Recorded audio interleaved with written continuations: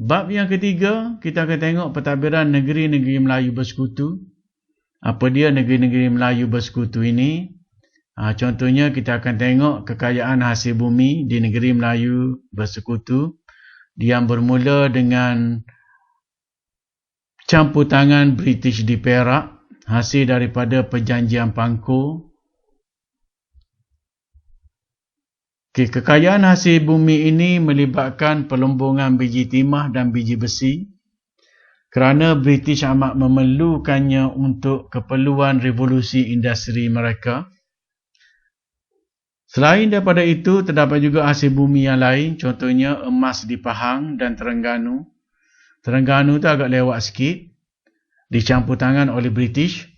Terdapat juga keperluan inginkan hasil hutan, hasil laut, dan aktiviti-aktiviti pertanian, hasil-hasil pertanian seperti rempah masih diperlukan untuk industri mengetin.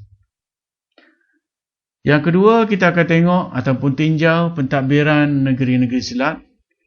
Bagaimana negeri Selat ini ditadbirkan oleh British dan juga Sultan Melayu yang disebut sebagai penubuhan Majlis Mesyuarat Negeri, Majlis Mesyuarat Persekutuan dan Pembentukan Durba. Ini usaha-usaha pasca peperangan yang akan kita tinjau. Perluasan kuasa di negeri-negeri Melayu bersekutu, bagaimana British cuba meluaskan kuasa dan pengaruhnya melalui manipulasi, dasarkan perjanjian dan sebagainya yang telah kita tengok awal tadi. Seterusnya, pembentukan negeri Melayu bersekutu melalui penyertaan negeri-negeri yang bersetuju, dan negeri-negeri yang tidak bersetuju inilah British menggunakan sistem desakan dan ugutan.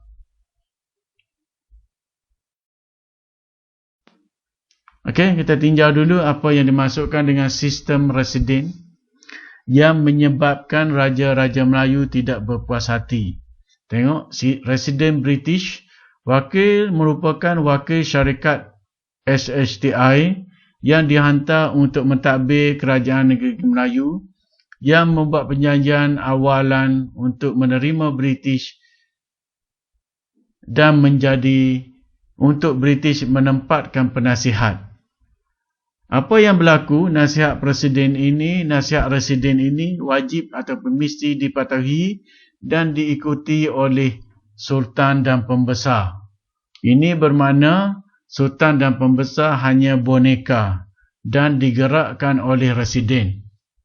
Penggunaan kuasa yang keterlaluan meresahkan orang Melayu dan Pembesar. British yang menyedari keresahan penduduk kemudian mengubah dasar kepada pembentukan negeri-negeri Melayu bersekutu.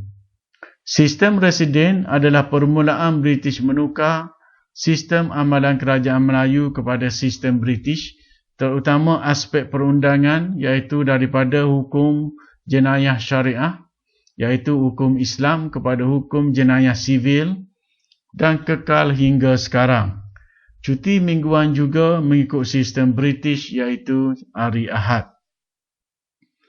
Pelaksanaan sistem yang meresahkan rakyat di bawah sistem residen, contohnya pelaksanaan jabatan cukai, ini yang menimbulkan kemarahan penduduk. Jabatan kehakiman melalui penubuhan mahkamah. Jabatan polis yang menguatkuasakan undang-undang British. Pada waktu ini, polis-polis British diambil daripada tentera Punjabi, orang-orang Sikh. Jabatan penjara, jabatan tanah dan ukur. Jabatan tanah umpamanya berkuasa dalam mengawal tanah, dan pejabat tanah yang dikuasai oleh Sultan tidak lagi berperanan. Kita boleh tengok lepas ini bagaimana timbul penentangan apabila British menguatkuasakan akhta tanah ini di Terengganu. Tanah umpamanya tidak lagi boleh diteroka tanpa kebenaran residen. Tujuannya untuk pungut cukai tanah jika mahu meneroka tanah. Ini di tahun 1900.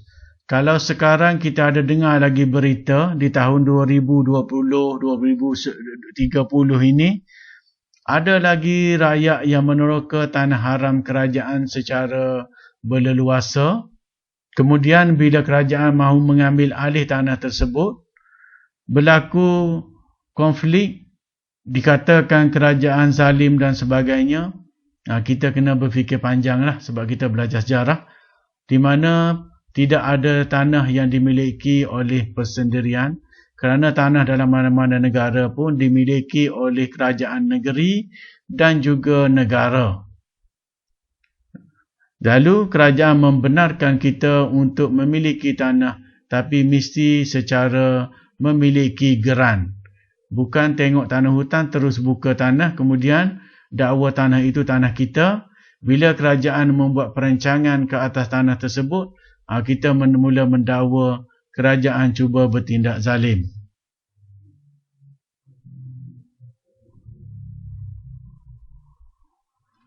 Okey, ini adalah residen-residen yang dihantar ke negeri-negeri Melayu bersekutu. Okey, contohnya Perak, J.W.W. Bush yang akhirnya dibunuh oleh pembesar Perak kerana tidak puas hati dengan lagaknya, dengan pembaruan ataupun dasarnya yang mencengkam rakyat dan pembesar. Di Selangor, SSTI menghantar J.G. Davidson di Pahang selepas Sultan Ahmad Shah bersetuju menerima residen kesan pembunuhan Goh Hui, iaitu J.P. Roger. Negeri Sembilan, Martin Lister.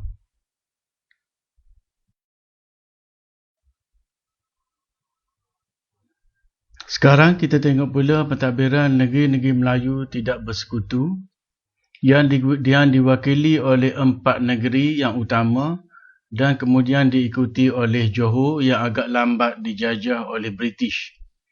Pertama, kita akan tengok bagaimana pentadbiran negeri-negeri Melayu tidak bersekutu di Perlis yang melibatkan latar belakang dari segi aspek pentadbiran, hubungan luar dan perundangan. Di Kedah, Kelantan, Terengganu dan yang terakhir sekali adalah Johor, dan keseluruhannya yang melibatkan peninjauan terhadap aspek yang sama.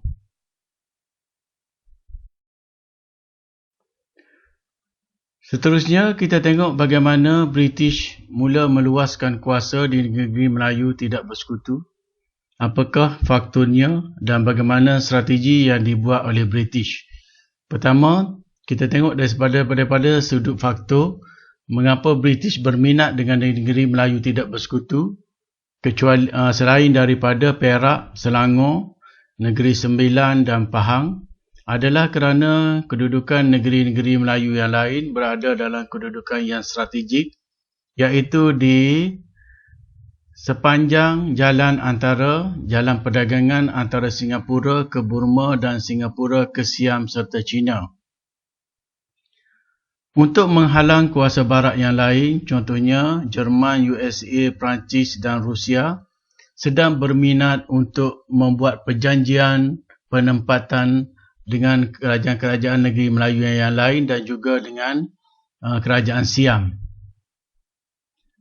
Kekayaan hasil bumi yang terdapat di negeri-negeri Melayu ini iaitu Kelantan, Perlis, Kedah dan juga Johor. Pertanian yang melibatkan aspek penanaman padi dan sebagainya serta pelombongan emas dan potensi perladangan oleh syarikat-syarikat British. Hubungan Melaya dengan Burma cuba dipereratkan melalui pembinaan jalan yang dirancang oleh British.